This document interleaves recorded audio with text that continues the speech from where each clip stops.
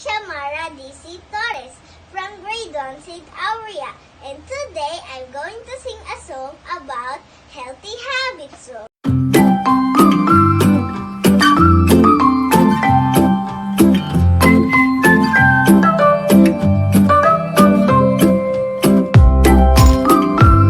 Kelly, Kelly, wash your hands. Make sure you have a healthy breakfast, lunch and dinner. Eat. Having fruits and vegetables are so cool. Kelly, Kelly, take a bath regularly using soap and shampoo.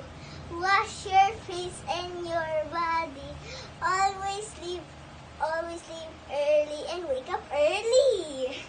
Enjoy the beautiful morning. Brush your teeth and wash your face.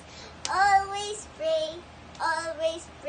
Your day now starts with full of grace. Wish your family, wish your friends, wish your teachers and everyone. Now, Kelly, having a regular exercise with friends and family. Go. Stamp your feet. Go to school in time. Tick tock. Now let's recall the healthy habits. Always wash your hands and eat a healthy breakfast, lunch and dinner. Always take a bath regularly and always sleep early and wake up early.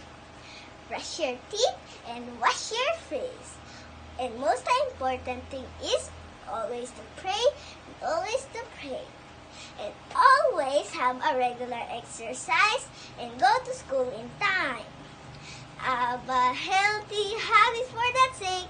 If healthy habits are in place, your life will be better as